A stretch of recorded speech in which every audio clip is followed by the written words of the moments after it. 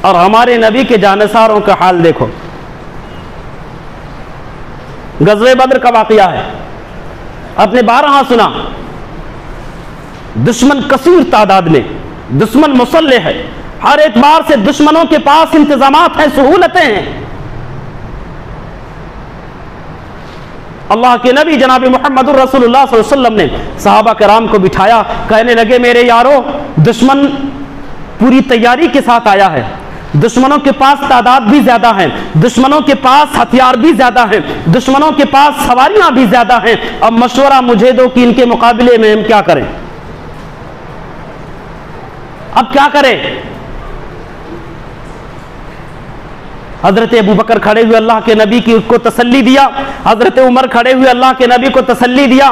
اللہ کے نبی نے دوسری مرتبہ کہا مجھے مشورہ دو، تیسری مرتبہ کہا مجھے مشورہ دو.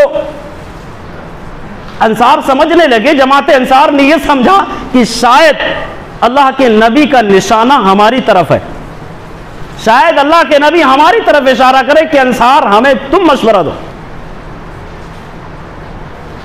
ان کے سردار کھڑے ہوئے کہنے لگا اللہ کے نبی قوم موسیٰ نہیں، قوم موسیٰ نہیں ہے کہ اللہ کے نبی ہم سوال پہ سوال کریں گے اپنے نبی کی، اپنے حکمراں کی، اپنے حاکم کی بات کو ٹھکرائیں گے. اللہ کے نبی صرف حکم دو، کبھی سوال نہ کریں گے کہ تم نے یہ حکم کیوں دیا. اللہ کی قسم، اللہ کی قسم اے نبی، اگر تم یہ حکم دے دو، پہاڑ سے کودی مار دو، پہاڑ سے کودی مار دیں گے. سمندر میں چھلانگ لگانے کو بولو، اللہ کی قسم چھلانگ لگا دیں گے. سوال نہ کریں گے کہ اے نبی تم نے یہ حکم کیوں دیا ہے، خطرے میں کیوں ڈالا، کبھی سوال نہیں کریں گے. یہ تھے نبی، یہ تھے جانثاران مصطفیٰ جو اپنے نبی سے کہہ رہے اللہ کے نبی صرف اجازت دے دو.